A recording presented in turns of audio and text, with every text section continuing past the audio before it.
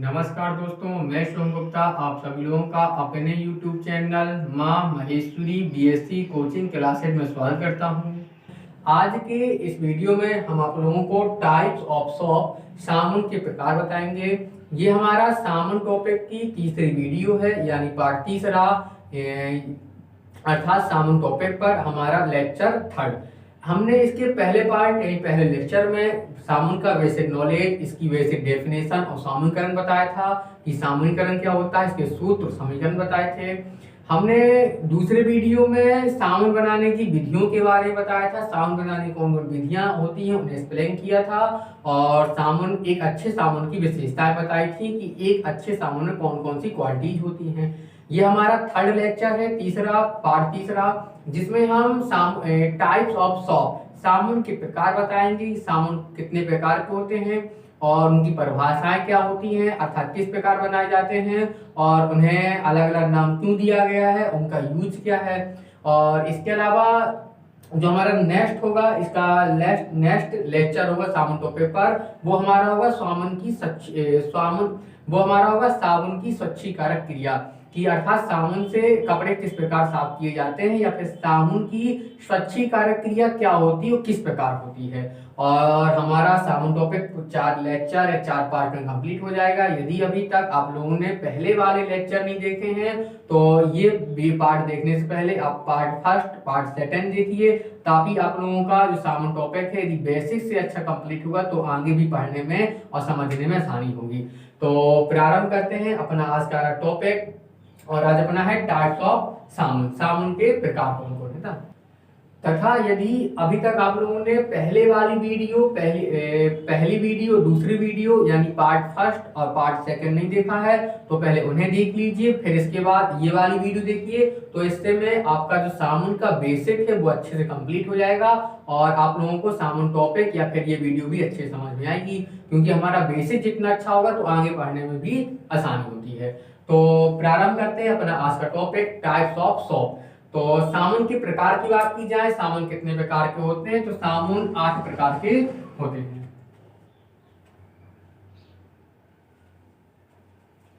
यदि साबुन के प्रकार की बात की जाए, साबुन कितने प्रकार के होते हैं, तो साबुन 8 प्रकार के होते हैं, जिनमें से पहला होता है हमारा कठोर साबुन।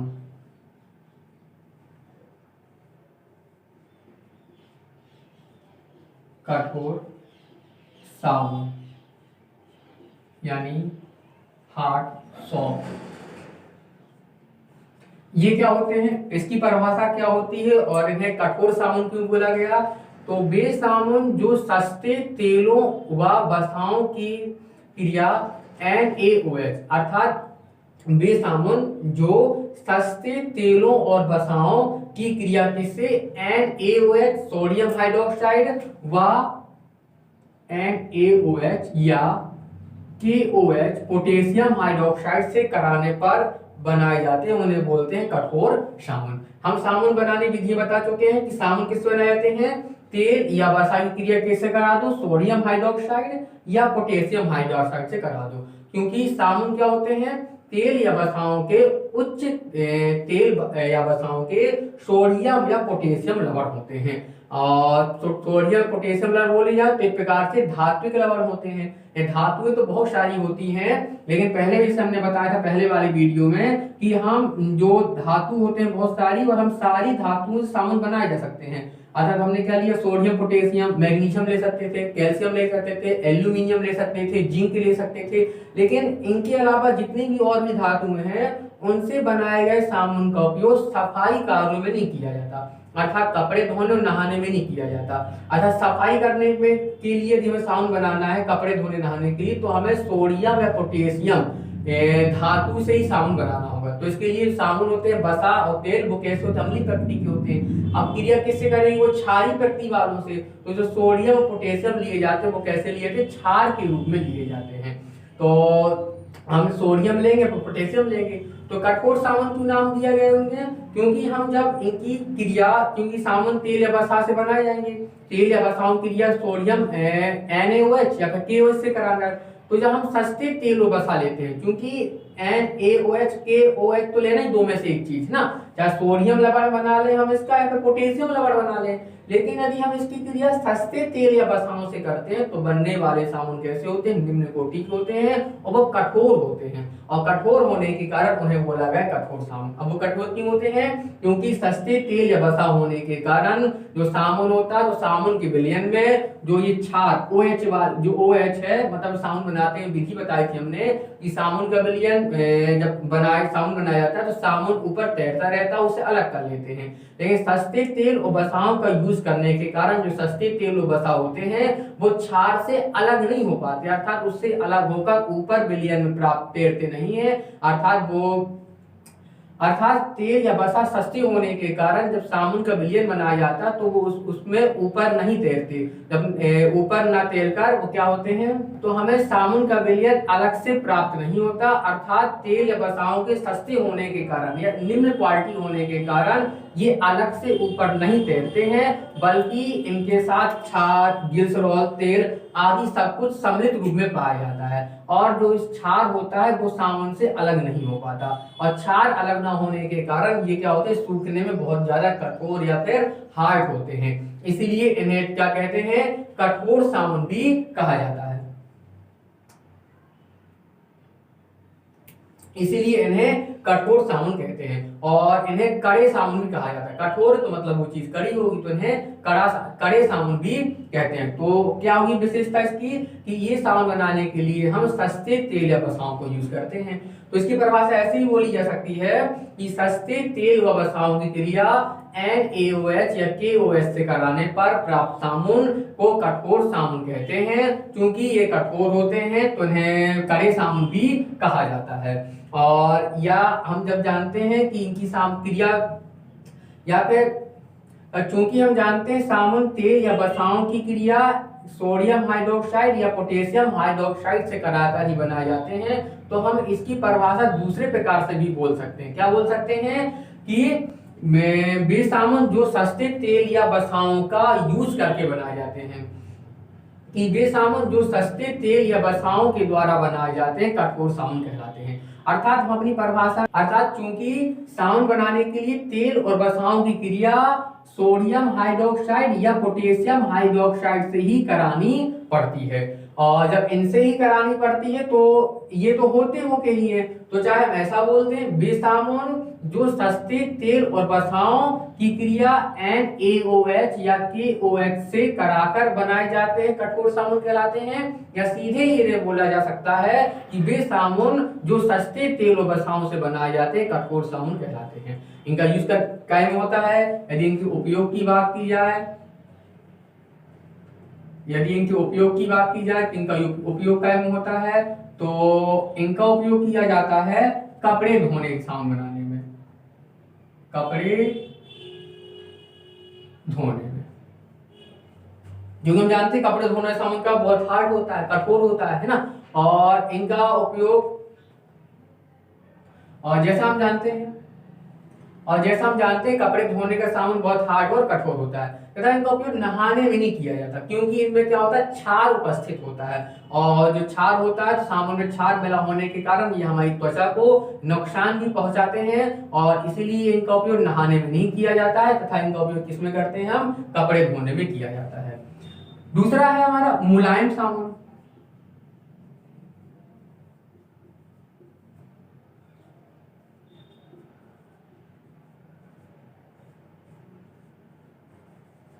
सॉफ्ट,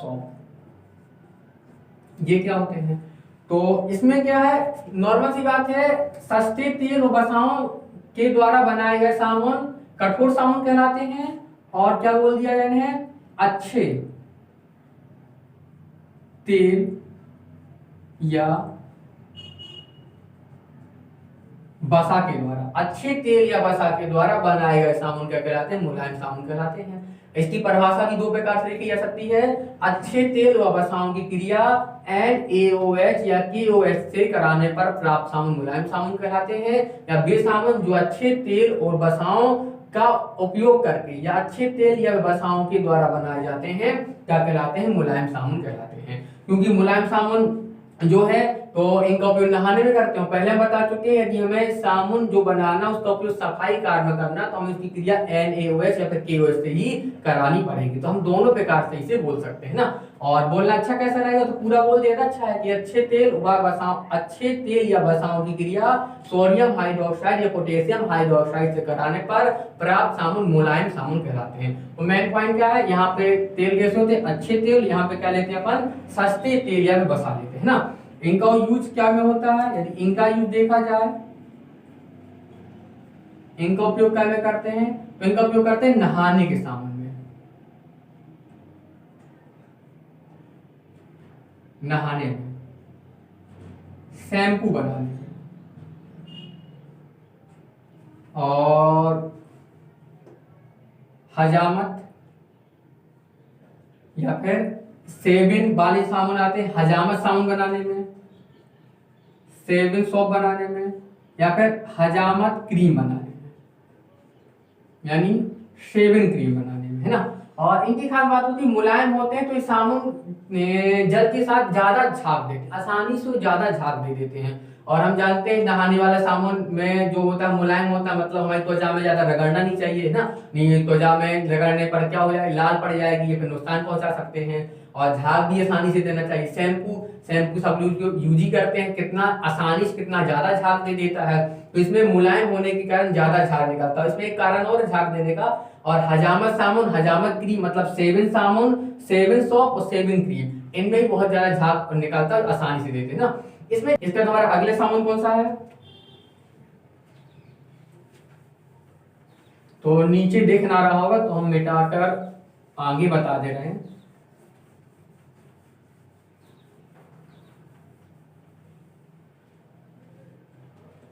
तो हमारा अगला तीसरा साबुन है पारदर्शक साबुन।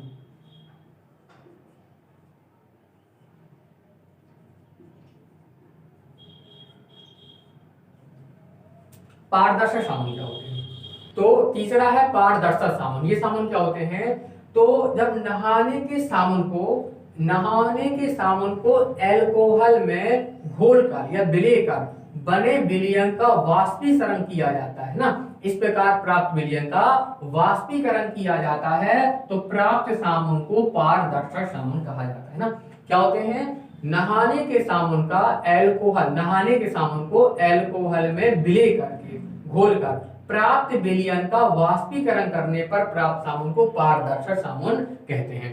इन साबुन में क्या पारदर्शक किस कारण होता है, इसका जो पारदर्शक का कारण है, पारदर्शक क्यों होते हैं, ये होते हैं ग्लिसरॉल के कारण पारदर्शक होते हैं ना। हमने बताया था जब अपन को साबुन पढ़ाया था कि जब साबुन बनाते हैं तो साबुन बनाने की क्रिया में ग्लिसरॉल प्राप्त होता है सह उत्पाद के रूप में, अर्थात जब भी साबुन बनाया जाता है तो ग्लिसरॉल जरूर प्राप्त होता है ना।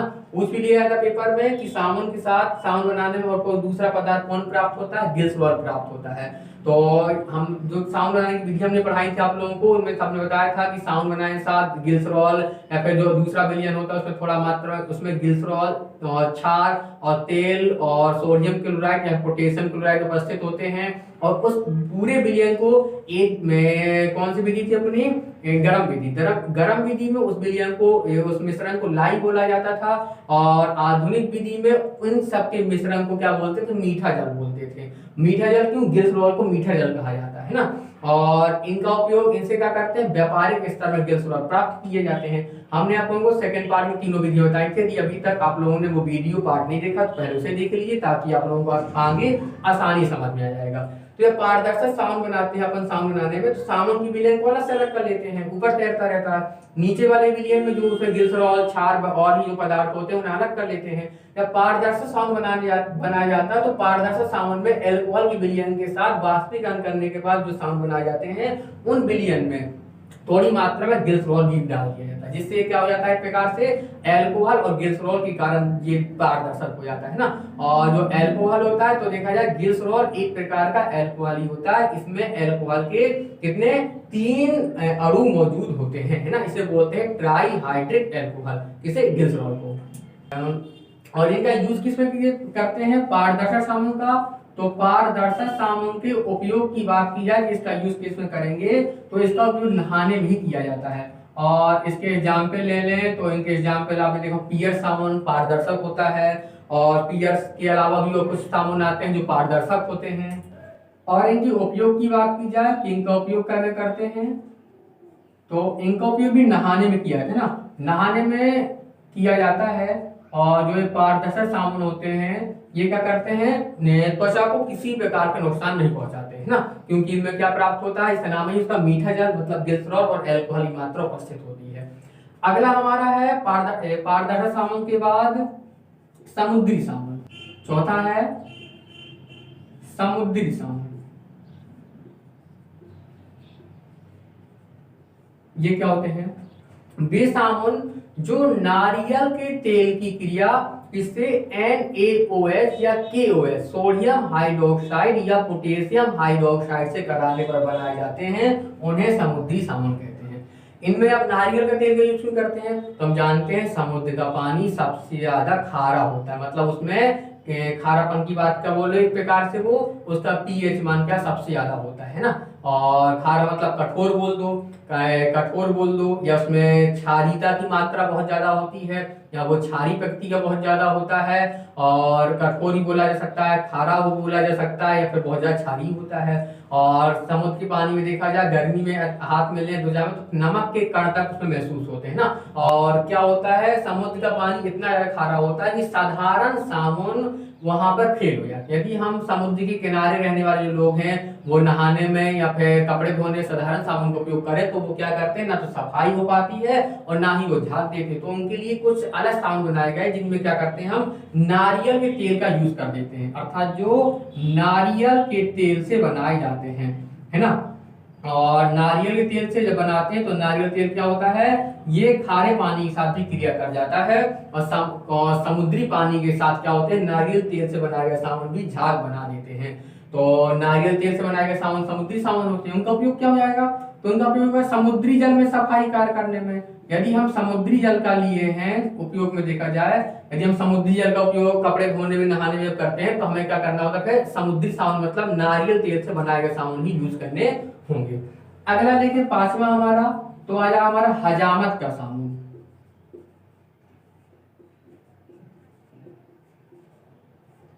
अब हजामत के साबुन क्या होते हैं, तो हम जानते हैं सेवन में कि जब नाई सेवन करता है तो उसके जो सेवन क्रीम या सेवन सोप लगाता है वो, तो थोड़ा सा लगाने में कितने ज्यादा झाग दे देता है, थोड़ा सा घिसता बहुत ज्यादा झाग दे देता है। तथा जो हमारे दाढ़ी के बाल होते हैं वो थोड़ी हार्ड होते हैं, तो जब सेवन करने में मतलब लग ना जाए, ब्लेड काट ना दे, तो थोड़ी देर वो सेवन क्रीम लगाने के बाद थोड़ा 1 मिनट इंतजार भी करता है ताकि जो बाल है थोड़ा मुलायम पड़ जाए ना, यानी जो दाढ़ी एक प्रकार से वो थोड़ी क्या हो जाए, मुलायम हो जाए बाल उसके, ताकि उसे सेवन करने में आसानी हो। तो इसके लिए सेवन हजामत साबुन के लिए कुछ ऐसे साबुन बनाए गए जो बहुत ज्यादा झाग आसानी से मतलब ज्यादा झाग दे दे, और जिन्हें थोड़ी देर लगा दे तो सूखे भी नहीं। जैसे हम नहाने साबुन यूज करते हैं तो हम थोड़ा सा लगाते हैं बॉडी तुरंत सूख जाता है, लेकिन जो सेवन क्रीम या सेवन साबुन होता है वो जल्दी नहीं सूखता। इसका रीजन क्या होता है कि जो साधारण साबुन होते हैं नहाने वाले उनमें यदि क्या मिला दिया जाए, सबसे पहले परिभाषा क्या है, तेल या बसा, तेल या बसा की क्रिया इसमें किससे कराई जाती है, KOH, इसमें हम NaOH ना लेकर पोटेशियम हाइड्रोक्साइड ही लेते हैं ना। मेन चीज है हजामत का साबुन होता है उसमें क्या जो लवण होते हैं वो सोडियम लवण नहीं पोटेशियम लवण का ही यूज किए जाते हैं, मतलब उसमें हाइड्रोक्साइड में सोडियम हाइड्रोक्साइड लेके क्या लेते हैं, पोटेशियम हाइड्रोक्साइड ही लेते हैं, पहली चीज होती है। और इस प्रकार बने साबुन में और क्या मिला दिए जाते हैं, इसमें 2 चीज मिलाते हैं, एक तो हम मिलाते हैं ग्लिसरीन और दूसरा क्या मिलाते हैं हम प्लस गंधरोल। या क्या करते हैं, ये दोनों क्या करते हैं, गंधरोल और ग्लिसरीन और गंधरोल मिलाने से गंधरोल क्या करता है, अधिक झाग उत्पन्न करता है। मतलब हम जानते हैं सेवन साबुन होना चाहिए वो कैसा हो, झाग अधिक देना चाहिए, तो झाग अधिक देने के लिए इसमें गंधरोल मिला दिया जाता है ना, एकदम से ऑब्जेक्टिव पूछ लिया जाता है, पूछा जा सकता है। और ग्लिसरीन क्या करता है, साबुन को जल्दी सूखने नहीं देता, मतलब जल्दी सूखने नहीं देता, इसका क्या करता है, सूखने नहीं देता। मतलब इसमें से हजामत के साबुन क्या बनाए जाते हैं, तेल या बसाई क्रिया KOH से कराने पर प्राप्त साबुन को हजामत का साबुन या सेवन सोप कहा जाता है। और जो ये साबुन होता है इसमें ग्लिसरीन और गंधरोल मिला दिए जाते हैं। गंधरोल क्या करता है, ये गंधरोल के कारण ये साबुन अधिक झाग देते हैं और ग्लिसरीन मिलाने के कारण ये साबुन क्या होते हैं, आसानी से ये साबुन जल्दी सूखते नहीं है ना। और इनका यूज को पता ही होगा, मतलब सेवन में, और हाँ और इनके यूज की बात है तो इनका यूज कहाँ होता है, सेवन में होता है। इसका हमारा अगला साबुन कितने हो गए, 5 हुए है ना।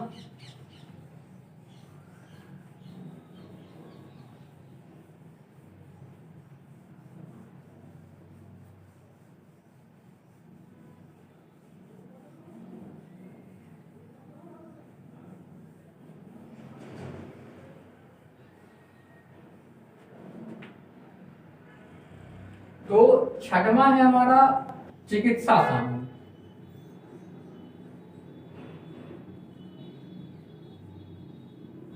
ये क्या होते हैं, वे साबुन जिनमें कुछ चिकित्सा महत्व के पदार्थ जैसे नीम, तुलसी, एलोवेरा आदि मिला दिए जाते हैं, उन्हें बोलते हैं चिकित्सा साबुन। अर्थात दूसरे प्रकार से बोल दिए जाए, वे साबुन जिनका उपयोग चिकित्सा कार्यों में किए जाते हैं उन्हें चिकित्सीय साबुन बोल दिए जाते हैं।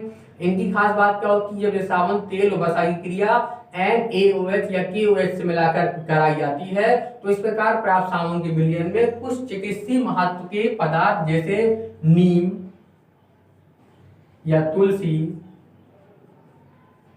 या एलोवेरा आदि आदि, मतलब ये ऐसे बहुत से पदार्थ हैं जो इसमें मिला दिए जाते हैं, फिर मिलाए जा सकते हैं ना। और ये इस प्रकार से साबुन बनाए जाते हैं, उनका उपयोग क्या करते हैं, चिकित्सा में, मतलब डॉक्टर लोग बहुत ज्यादा करते हैं, घर में भी यूज किए जाते हैं। गर्मियों के दिन में, जब गर्मियों में इन साबुन का यूज ज्यादा करते हैं कि गर्मी पसीना ज्यादा निकलता है, और पसीना निकलने के कारण थोड़ी त्वचा में खुजली या थोड़ी फुंसी सी होने लगती है, जिसके कारण क्या करते हैं, हम चिकित्सीय साबुन का उपयोग करते हैं ना। इनका उपयोग तो हो जाता है मतलब चिकित्सीय महत्व में। और इनके एग्जाम्पल आप लोग जानते भी होंगे, जैसे एग्जाम्पल ले लें इनके कैसे क्या है, तो बहुत नीम साबुन आते हैं, अर्थात वे साबुन जिनमें नीम का यूज करते हैं तो उन्हें क्या बोल देते हैं, नीम साबुन। या बहुत अच्छा जानते हो डिटॉल है ना, जो डिटॉल साबुन होता है तो वो क्या होता है, प्रकार चिकित्सीय होता है ना। और ये इसके एग्जाम्पल, इसके अलावा बहुत से ऐसे साबुन आते हैं। तो नॉर्मल सी बात क्या होती है, वे साबुन जिनमें चिकित्सीय महत्व पदार्थ मिला दिए जाए वो चिकित्सीय साबुन कहलाते हैं, फिर चिकित्सा साबुन बोल देते हैं। हमारा अगला लास्ट है धात्विक साबुन। धात्विक साबुन मेटालिक सॉल्ट, यदि इसकी बात की जाए तो क्या होते हैं ये, हम जानते हैं जो साबुन होते हैं वो तेल या वसाओं के क्या होते हैं, सोडियम और पोटेशियम लवण ही होते हैं। तो धात्विक साबुन मतलब वे साबुन जो धातुओं से बनाए जाते हैं। तो क्योंकि जब धातु से बनाए जाते हैं तो साबुन में हमें तेल या वसा की क्रिया धातु से करानी, मतलब कैसे, धातुओं के क्षार से, है ना, वे धातुओं के क्षारी विलयन से करानी पड़ती है, फिर धात्विक क्षार से करानी पड़ती है, अर्थात वे धातु जो क्षार रूप में हो तब उससे कराते हैं। तो धातु साबुन में मतलब जो साबुन होते हैं वो धातु से बनाए जाते हैं, लेकिन धातु साबुन मतलब ये होते हैं कि जितनी भी धातुएं होते हैं उनमें से केवल पोटेशियम और सोडियम धातु से बनाए गए साबुन का उपयोग सफाई कार्य में करते हैं, लेकिन इसके अलावा भी और भी धातुएं साबुन बनाए जाते हैं, हमने अपने फर्स्ट पार्ट में आप लोगों को बताया था। तो इस प्रकार जो साबुन है 2 पार्ट में बांटा गया है ना, 2 पार्ट में बांटा गया। तो मतलब एक हो जाएंगे सफाई वाले साबुन जिनका उपयोग सफाई में करते हैं, जैसे नहाने में, कपड़े धोने में,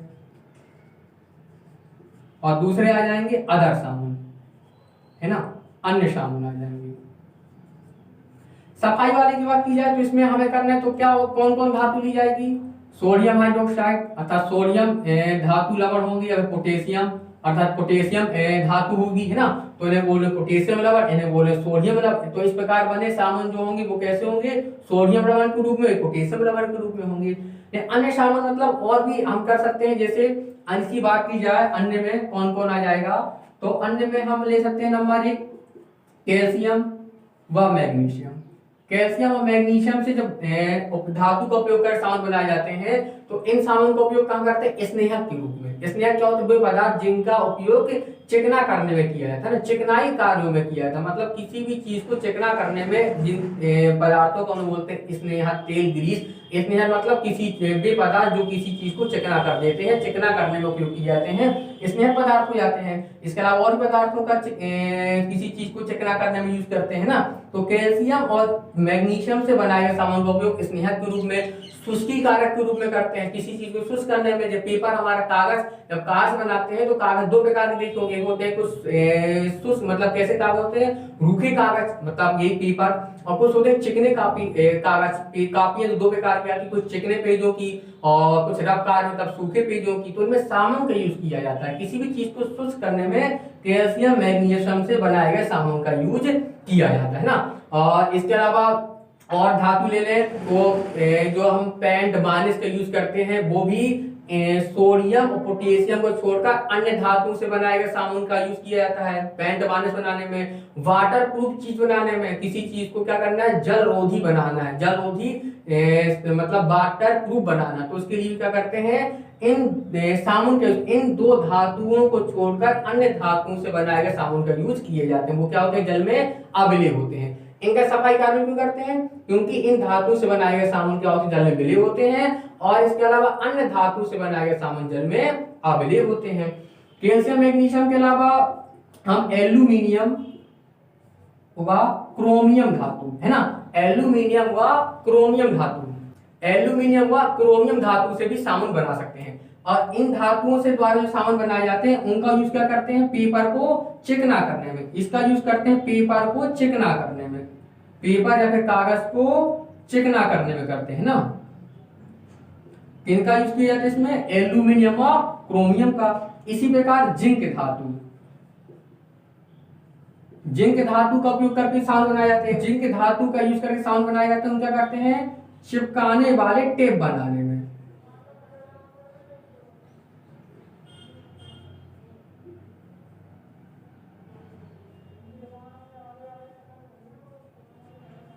टेप बनाने में है ना। तो जो हम यूज करते हैं घर में टेप, जिसका उपयोग किसी चीज को चिपकाने में किया जाता है, उनमें टेप बनाने किसका उपयोग करते हैं, जिंक धातु से बनाए गए साबुन का। तो देखा जाए धातु साबुन बहुत ही हमें नई नई चीजें जानने को मिलती है। धातु साबुन हमें बहुत सी नई चीजों के बारे में बताती हैं। सबसे पहली बात, जितने भी साबुन होते हैं वो क्या होते हैं, उच्च वसा या तेलों के धात्विक लवण होते हैं। धातु मतलब सभी धातु या किसी धातु से बनाए गए साबुन।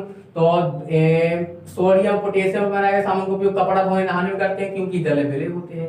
अन्य धातु से बनाए गए साबुन जल में अविलय होते हैं, तो उनका जो कार्य होता है तो वो कोई बहुत उपयोगी कार्य के रूप में आते हैं ना, जिन्हें बोल दिया अदर साबुन। जैसे पेंट बार्निश बनाने में, किसी भी चीज को वाटर प्रूफ बनाने में, या फिर वाटर प्रूफ सामान बनाने में। आज हर चीज वाटर प्रूफ, हम घड़ी पर्स क्या नहीं चाहते, हम सब चाहते हैं हर चीज वाटर प्रूफ मिल जाए, कि हमें कहीं पानी गिर जाए तो उसमें असर न, थोड़ा प्रभाव न पड़े, हमारी चीज खराब ना हो। यहाँ तक कि हम घर की दीवारों को वाटर प्रूफ करना चाहते हैं, तो वाटर प्रूफ जो भी चीज बनाई जाती है उसमें क्या करते हैं, हम धातु साबुन थोड़ा सा मिला, उनमें धातु साबुन मिलाए जाते हैं। इसके अलावा हमारा कैल्शियम और मैग्नीशियम धातु से बनाए गए साबुन, इनका उपयोग क्या करते हैं, किसी स्नेहक बनाने में, स्नेहक पदार्थ बनाने में, शुष्की कारक के रूप में किसी चीज को रूखा या शुष्क करने में करते हैं। और एल्यूमिनियम और क्रोमियम है ना, पहला हो गया एल्यूमिनियम क्रोमियम, इसका उपयोग क्या करते हैं, पेपर को चिकना करने में। जो हमारे चिकने पेज की कॉपी आती है उन पेपर कागज को चिकना करने में एल्यूमिनियम क्रोमियम धातु से बनाए गए साबुन थोड़ा मिला देते हैं। जिंक, इनका उपयोग क्या करते हैं, जो चिपकाने वाले टेप आते हैं उनमें जिंक की धातु से बनाए गए साबुन का यूज किया जाता है ना। तो इधर टाइप ऑफ साबुन हमने इसमें थोड़ा आप लोगों को ये थे टाइप्स ऑफ सोप, मतलब साबुन के प्रकार, और हमने इन्हें अच्छे से एक्सप्लेन करने की कोशिश की है, जितना ज्यादा हम आपको बता सके, जितना बेसिक बता सके। तो साबुन 7 प्रकार के होते हैं, यदि एक बार इनका रिवीजन करें कि कौन कौन से, तो पहला अपना कठोर साबुन। कठोर साबुन सस्ते तेल या वसाओं को उपयोग करके बनाए गए साबुन, इनका उपयोग कपड़े धोने साबुन किया जाता है। मुलायम साबुन, तो मुलायम साबुन क्या होते हैं, अच्छे तेल या वसाओं का उपयोग करके बनाए गए साबुन, और इनका नहाने में किया जाता है ना, और इनकी क्रिया सब में NaOH या KOH से करा दें। तीसरा हमारा अपन ने तीसरा कौन सा पढ़ा था, और तीसरा पारदर्शक साबुन। पारदर्शक साबुन क्या होते हैं, साधारण साबुन को एल्कोहल के साथ विलय करके प्राप्त विलयन का वाष्पीकरण कर दो और उस विलयन में ग्लिसरॉल मिला दो तो क्या प्राप्त होता है, पारदर्शक साबुन प्राप्त होता है। ये कुछ अच्छे नहाने के साबुन होते हैं ना, और जो त्वचा हमारी त्वचा को एक भी नुकसान नहीं पहुंचाते हैं। छोटे बच्चे जो होते हैं जिनकी त्वचा बहुत मुलायम होती है उनके नहाने में इन पारदर्शक साबुन का यूज किया जाता है। इसके अलावा और आगे बढ़े तो पारदर्शक साबुन के बाद हमारा अगला साबुन का कौन सा था, तो समुद्री साबुन पढ़ा हमने। समुद्री जल जो बहुत ज्यादा खारा होता है, जो बहुत ज्यादा क्या बोले कठोर जल होता है, जिसमें क्षारीयता ज्यादा पाई जाती है, वहां पे समुद्री साबुन यूज किए जाते हैं। समुद्री साबुन क्या किए जाते हैं, नारियल के तेल की क्रिया किससे, NaOH से करके बनाई जाती है ना। हमने आगे पढ़ा था अपना हजामक के साबुन। हजामक के साबुन क्या होते हैं, तो तेल या साबुन क्रिया KOH पोटेशियम हाइड्रोक्साइड से करा के जो साबुन बनाए जाते हैं वो होते हैं हजामक के साबुन। इनमें ग्लिसरॉल और गंधरोल दो पदार्थ मिला देते हैं। गंधरोल क्या करता है, गंधरोल के कारण इससे झाग ज्यादा प्राप्त होता है, और ग्लिसरीन इन साबुन को जल्दी सूखने नहीं देता। मतलब जो इन साबुन को हम लगाते हैं त्वचा में या बालों में तो इन्हें आसानी जल्दी सूखने नहीं देता है ना। और जो अपने एक चीज होता है मुलायम साबुन का यूज शैम्पू बनाने में किया था। शैम्पू तो जो शैम्पू बनाए जाते हैं वो मुलायम साबुन से बनाए जाते हैं, ये भी मोस्ट पॉइंट है ना। तो कितने हुए अपने, 5 हुए। छठवां चिकित्सा साबुन, वे साबुन जिनमें बनाते समय कुछ चिकित्सीय महत्व के पदार्थ तुलसी, नीम, एलोवेरा आदि मिला देते हैं वो चिकित्सा साबुन कहलाते हैं। एग्जाम्पल नीम साबुन, डिटोल और भी बहुत सारे साबुन आते हैं। धातु साबुन दो प्रकार होता है, सफाई करने वाले साबुन तो तेल या वसा की क्रिया जब NaOH से कराते हैं तो सफाई करने वाले साबुन होते हैं, और इनका सफाई कार्यों में यूज इसलिए करते हैं क्योंकि साबुन सोडियम और पोटेशियम जल में विलीय होते हैं, जल के साथ क्रिया कर देते हैं ना। यानी इनके साथ बनाए गए साबुन को होते हैं जल में विलीय होते हैं, जल के क्रिया कर लेते हैं। इसके अलावा अन्य धातु साबुन बनाए जाते हैं लेकिन वो जल में अविलीय होते हैं, जल के साथ क्रिया नहीं करते, तो उनका यूज भी कुछ बहुत महत्वपूर्ण कार्यों में होता है। सबसे अच्छी चीज है वाटर प्रूफ सामान बनाने में ना, किसी में मतलब वाटर प्रूफ सामान बनाने में। और दूसरा पेंट वार्निश में या तो चूने का यूज ही नहीं होता, जैसे पेंट वार्निश का यूज होता है, तो उनमें भी क्या करते हैं हम अन्य धातु से बनाए गए साबुन का यूज करते हैं। इसके अलावा हमने कुछ बता दिए कैल्शियम मैग्नीशियम, इनका यूज करते हैं हम। कैल्शियम मैग्नीशियम से बने साबुन का यूज स्नेहक पदार्थ या फिर शुष्की कारक के रूप में किया जाता है। दूसरा एल्यूमिनियम क्रोमियम, इनका यूज इनसे बने साबुन का यूज पेपर को चिकना करने में करते हैं। और जिंक धातु से बने साबुन का यूज चिपकाने वाले टेप बनाने में किया जाता है। तो ये हमारा था सॉफ्ट टॉपिक का पार्ट तीसरा लेक्चर 3 जिसमें हमने टाइप ऑफ साउंड बताया।